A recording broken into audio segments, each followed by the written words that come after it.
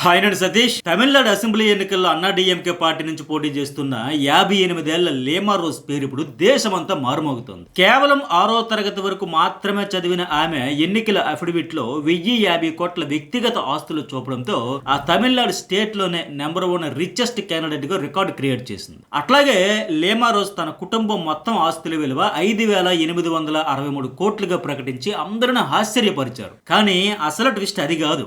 ఈమె గురించి, ఈమె భర్త ఫ్యామిలీ గురించి తెలిస్తే ట్విస్టుల మీద ట్విస్టులు, షాకుల మీద షాకులు తగులుతాయి. సో ఫస్ట్ నుంచి లాస్ట్ వరకు స్కిప్ చేయకుండా ఈ వీడియో మొత్తం చూడండి. అరే బై, ఇలా కూడా జరుగుద్దా అని ఖచ్చితంగా మీరు ఆశ్చర్యపోతారు. హైలైట్ ఏంటంటే ఆమె భర్త శాంటియాగో మార్టిన్ ఒక దినసర కూలీ. పొట్ట చేత పట్టుకుని కూలీ పని వెతుక్కుంటూ ఊరొదిలి వెళ్లిపోయిన ఆయన ఇప్పుడు వేల కోట్లకు పడగలెత్తాడు. లెక్కలేనని కంపెనీలు పెట్టాడు. పూట గడవని స్థితి నుంచి వేల కోట్లకు అధిపతి అవడమే కాదు, ఈ దేశంలో ప్రధాన రాజకీయ పార్టీలైన బీజేపీ, కాంగ్రెస్, తృణమూల్ కాంగ్రెస్, డిఎంకే, అన్నా DMK, YSR Congress party, CPM, అట్లాగే కొత్తగా విజయ్ పెట్టిన టీవీకే సహా అన్ని పార్టీలకు వందల కోట్ల విరాళాలు ఇచ్చాడు. ఇప్పటికీ ఇస్తున్నాడు. కానీ అది కూడా అసలు ట్విస్ట్ కాదు. తమిళనాడు, పుదుచ్చేరి అసెంబ్లీ ఎన్నికల్లో ఈ లేమా రోజ్ ఫ్యామిలీ నుంచి ముగ్గురు అభ్యర్థులు 3 ప్రధాన పార్టీల నుంచి పోటీ చేస్తున్నారు. ఇది అసలు ట్విస్ట్. ఒకే కుటుంబం నుంచి ఒకేసారి ముగ్గురు అభ్యర్థులు 3 ప్రధాన పార్టీల నుంచి ఎమ్మెల్యేలుగా పోటీ చేయడం అంటే విచిత్రంగా ఉంది కదా. కానీ ఈ విచిత్ర విన్యాసం వెనుక నాటి కూలీ నేటి కోటీశ్వరుడు అయిన లేమా రోజ్ భర్త శాంటియాగో మార్టిన్ వ్యూహం ఉంది. ఈ వీడియోకి ఇంతవరకు లైక్ చేయకపోతే లైక్ చేసేయండి. News bowl and journalist Satish channels ను సబ్స్క్రైబ్ చేసుకుంటే మన చుట్టూ జరిగే అనేక interesting facts, trending and viral topics, contemporary issues మీద మీరు ఫుల్ డీటెయిల్డ్ వీడియోస్ అయితే క్యాచ్ చేయగలరు. సో ఈ 2 ఛానల్స్ సబ్స్క్రైబ్ అయితే చేసుకోండి. లేమా రోజ్ జయలలిత పెట్టిన అన్నా డిఎంకే పార్టీ నుంచి పోటీ చేస్తుంది. ఈమె అల్లుడు విజయ్ పెట్టిన టీవీకే పార్టీ నుంచి బరిలోకి దిగాడు. ఆమె కొడుకు సొంత పార్టీ పెట్టి బీజేపీ ఎన్డీఏ కూటమితో పోటీ చేస్తున్నాడు. అట్లాగే శాంటియాగో మార్టిన్ ఈ ముగ్గురుతో పాటు ఆయా పార్టీలకు కోట్ల రూపాయల ఫండ్ ఇస్తూ బ్యాక్ బోన్ గా కింగ్ మేకర్ గా నిలుస్తున్నాడు. ఇక ఈ లేమా రోజ్ 1967లో దేవకొట్టేలో పుట్టారు. 6వ తరగతి వరకే చదువుకున్నారు. ప్రస్తుతం మార్టిన్ ఫౌండేషన్ ద్వారా సేవా కార్యక్రమాల్లో చురుగ్గా ఉంటున్నారు. తమిళనాడు ప్రధాన ప్రతిపక్షం ఏఐఏడీఎంకే మహిళా విభాగం సంయుక్త కార్యదర్శిగా పనిచేస్తున్నారు. ఆ పార్టీ తరఫున లాల్గుడి నియోజకవర్గం నుంచి ఎమ్మెల్యే అభ్యర్థిగా బరిలో దిగింది. ఈమె ఎన్నికల అఫిడవిట్ లో 19 కిలోల బంగారం, వజ్రాభరణాలు, 13 కిలోల వెండి, 38 గ్రాముల ప్లాటినం, అట్లాగే 139 కోట్ల 63 లక్షల చరాస్తులు, 909 కోట్ల స్థిరాస్తులు కలిపి మొత్తం 1050 కోట్ల ఆస్తులు, వ్యక్తిగత ఆస్తులు చూపించారు ఈమె. దీంతో రాష్ట్రంలోనే అత్యంత ధనిక అభ్యర్థిగా రికార్డు సృష్టించారు. ఈ లాల్గుడి నియోజకవర్గంలో ఈమె తరఫున ఓటుకు కనీసం 3 నుంచి 5,000 వరకు పంపిణీ చేస్తున్నట్లు ప్రత్యర్థులు ఆరోపిస్తున్నారు. ఆ ధన ప్రవాహంలో లేమా రోజ్ గెలిచే ఛాన్స్ ఉందంట. అట్లాగే లేమా రోజ్ భర్త శాంటియాగో మార్టిన్ కు 3,262 కోట్ల చరాస్తులు, 888 కోట్ల స్థిరాస్తులు ఉన్నాయని అఫిడవిట్ లో చూపించింది. 281 గ్రాముల బంగారం, అట్లాగే వజ్రాలు, 21 కిలోల వెండి, 320 గ్రాముల ప్లాటినం ఆభరణాలు ఉన్నట్లు కూడా వెల్లడించారు. ఈమె కొడుకు జోస్ డైసన్ మార్టిన్ కూడా 225 కోట్ల 56 లక్షల స్థిరాస్తులు, అలాగే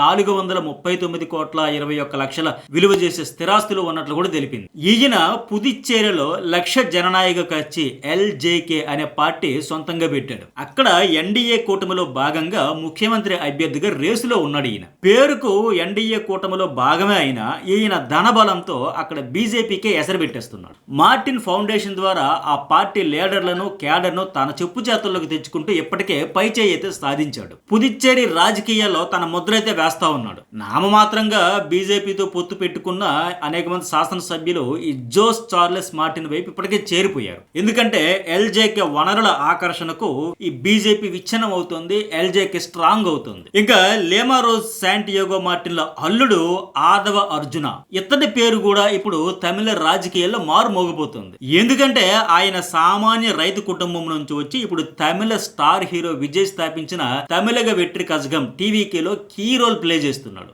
ఆ పార్టీలో నెంబర్ 2 ఇతడే. విజయ్ పార్టీలో ఎన్నికల నిర్వహణ విభాగం ప్రధాన కార్యదర్శిగా కీలక పాత్ర పోషిస్తున్నాడు. పార్టీలో అతను చెప్పిందే ఫైనల్. విజయ్ కు కావలసిన funding, political strategies, political data అన్ని ఇతనే చూసుకుంటున్నాడు ఇప్పుడు. ఎందుకంటే విజయ్ కు ఫ్యాన్స్ ఎక్కువే ఉన్నారు. కానీ ఆ ఫ్యాన్స్ ను ఓటు బ్యాంక్ గా మలిచే రాజకీయ వ్యూహాలు ఇప్పుడు ఆదవ అర్జున్ రచిస్తున్నాడు అన్నమాట. అందుకే టీవీకా పార్టీ స్ట్రక్చర్, ఈయన ప్రణాళికలతో పార్టీ మొదటి బహిరంగ సభ విజయవంతం అయింది. ఆ సభ నుంచే విజయ్ పార్టీ మీద ఫుల్ హైప్ అయితే పెరిగింది. జరిగింది. సో ఇంతకీ ఆదవ అర్జున ఎవరు అంటే మంచి బాస్కెట్ ప్లేయరు, రైతు కుటుంబం నుంచి వచ్చాడు. కెరీర్ ప్రారంభంలో స్పోర్ట్స్ హాస్టల్లో ఉండేవాడు. ఆటగాడిగానే కాకుండా అడ్మినిస్ట్రేషన్ లోను తన పట్టు నిరూపించుకుని basketball federation of India BFI president గా కూడా ఎదిగాడు. ఈ క్రీడా నేపథ్యమే అతనికి క్రమశిక్షణ, నెట్వర్కింగ్ నేర్పింది. ఈయన చెన్నైలోని విల్లివాక్కం నుంచి టీవీకే తరఫున పోటీ చేస్తున్నాడు. ఇక్కడ ట్విస్ట్ ఏంటంటే ఆదవ అర్జున 2021 ఎన్నికల్లో డిఎంకే పార్టీ గెలుపు కోసం పొలిటికల్ స్ట్రాటజిస్ట్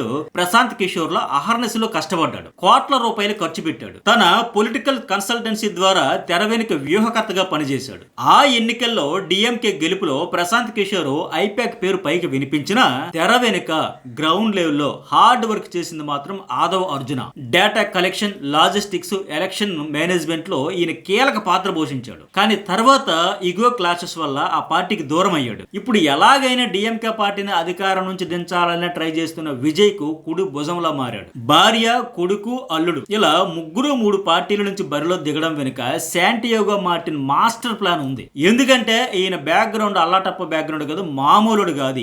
ఈయన లాటరీ కింగ్ గా దేశమంతా పాపులర్ అయ్యాడు. శాంటియాగో మార్టిన్ 1961లో అండమాన్ దీవుల్లో పేద కుటుంబంలో పుట్టాడు. బతుకు తెరువు కోసం యువకుడిగా ఉన్నప్పుడు ప్రస్తుత మయన్మార్ లో యాంగోన్ నగరంలో రోజువారీ కూలీగా పనిచేసేవాడు. 1980లో అతను తమిళనాడు వచ్చి ఒక టీ కొట్టులో పనిచేసేవాడు. ఆ టైంలో తమిళనాడు ప్రజల్లో ముఖ్యంగా పేదలు, మధ్యతరగతి, దిగువ మధ్యతరగతి వర్గాల్లో లాటరీ టికెట్ల పట్ల ఉన్న పిచ్చి మార్టిన్ ఆశ్చర్యపరిచింది. వాళ్ళ పిచ్చినే తన పెట్టుబడిగా మార్చుకున్నాడు. కోయంబత్తూరులో మొదటి లాటరీ టికెట్ల దుకాణం ఇతడు తెరిచాడు సొంతంగా. ప్రజల్లో ఉండే ఆశను క్యాష్ చేసుకున్నాడు. విపరీతంగా లాటరీ టికెట్లు అమ్మి అప్పటికే తమిళనాడులో లాటరీ టికెట్ల బిజినెస్ లో ఉన్న వాళ్ళను కూడా చాలా కొద్ది రోజుల్లోనే అధిగమించేసి నెంబర్ 1 పొజిషన్ కి అయితే వచ్చేసాడు. నెంబర్ 1 లాటరీ వ్యాపారి అయిపోయాడు. ఆ తర్వాత వెనుదిరిగి చూడల. తమిళనాడు, కేరళ, కర్ణాటక, ఉత్తర భారతదేశంలో అలాగే ఈశాన్య రాష్ట్రాలు, పశ్చిమ బెంగాల్, పంజాబ్, మహారాష్ట్ర సహా 13 రాష్ట్రాలకు మార్టిన్ తన సిక్కిం లాటరీ వ్యాపారాన్ని విస్తరించాడు.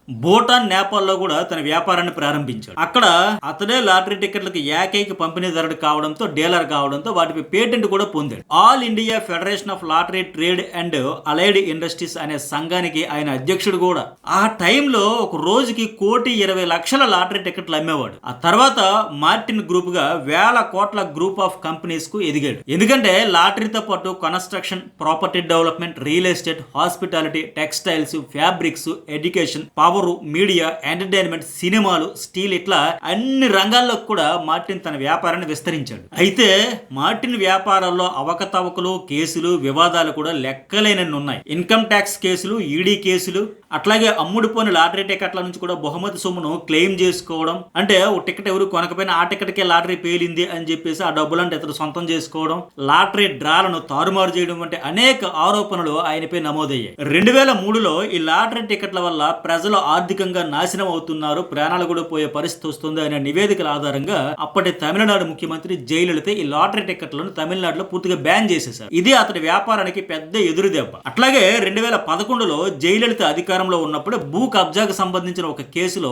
ఆయనను అరెస్ట్ చేశారు. కొన్ని నెలల పాటు జైల్లో కూడా ఉంచారు. అలాగే ఆయన కంపెనీల మీద కేరళతో పాటు ఇతర రాష్ట్రాల్లోనూ లాటరీ మోసాల కేసులు రిజిస్టర్ అయ్యాయి. 2023లో సిక్కిం రాష్ట్రంలో లాటరీ మోసానికి సంబంధించిన కేసులో 450 కోట్ల రూపాయల విలువైన ఆస్తులను, బ్యాంక్ డిపాజిట్లను జప్తు చేశారు. అలాగే మోసాలు, అక్రమాలతో సంపాదించిన డబ్బు తమ పార్టీకి ఫండ్ గా ఇచ్చారనే వార్తలు, విమర్శల నేపథ్యంలో 2007లో అప్పటి కేరళలోని సిపిఎం లెఫ్ట్ మార్టిన్ నుంచి తీసుకున్న 2 కోట్ల రూపాయల విరాళం తిరిగి ఇచ్చేసింది. గతంలో మన దేశంలోనే అత్యధికంగా ఎలక్టోరల్ బాండ్ల కొనుగోలు ద్వారా అంటే 1300 కోట్లకు పైగా వివిధ రాజకీయ పార్టీలకు విరాళాలు ఇచ్చిన సంస్థగా ఈ మార్టిన్ గ్రూప్ వార్తల్లో నిలిచింది. కేంద్ర ఎన్నికల సంఘం విడుదల చేసిన ప్రకటన అట్లాగే మీడియా వార్తల ప్రకారం ఏప్రిల్ 2019 నుంచి జనవరి 2024 మధ్య మార్టిన్ గ్రూప్ 1368 కోట్ల విలువైన ఎలక్టోరల్ బాండ్లను వివిధ రాజకీయ పార్టీల నుంచి కొనుగోలు చేసి అందులో టీఎంసీ 542 కోట్లు, డిఎంకే 503 కోట్లు, వైఎస్ఆర్ కాంగ్రెస్ పార్టీ 154 కోట్లు, బీజేపీకి 100 కోట్లు, కాంగ్రెస్ కి 50 కోట్లు ఉన్నాయి. అయితే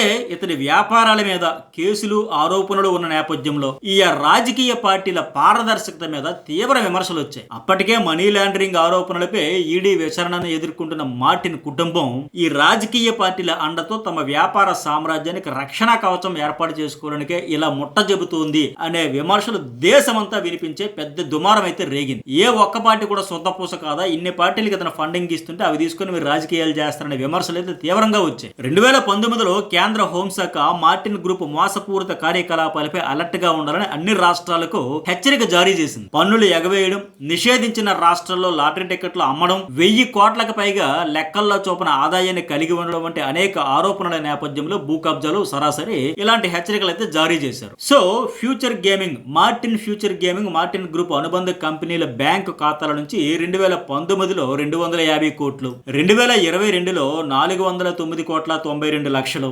2022 మార్చిలో 411 కోట్ల విలువైన ఆస్తులను ఈడీ జప్తు చేసింది. అలాగే 2022లో చెన్నై క్రైమ్ బ్రాంచ్ ఈయన కంపెనీ క్యాంపస్ల నుంచి లెక్కల్లో చూపని 7 కోట్ల 2 లక్షల క్యాష్ అయితే స్వాధీనం చేసుకుంది. 2023లో సిక్కింలో జరిగిన ఒక లాటరీ మోసం కేసులో ఈడీ 250 కోట్ల ఆస్తులను జప్తు చేసింది. ఇక 2024 నవంబర్లో పంజాబ్, పశ్చిమ బెంగాల్, తమిళనాడు, హర్యానాలలో మార్టిన్ గ్రూప్ ఆఫీసుల్లో సోదాలు చేసిన ఈడీ 8.8 కోట్ల రూపాయలు స్వాధీనం చేసుకుంది. ఈ గ్రూప్ లోని ప్రధాన సంస్థ future gaming and hotel services private limited కార్యకలాపాలలో అవకతవకలు జరిగాయని ఈడీ ఆరోపించింది.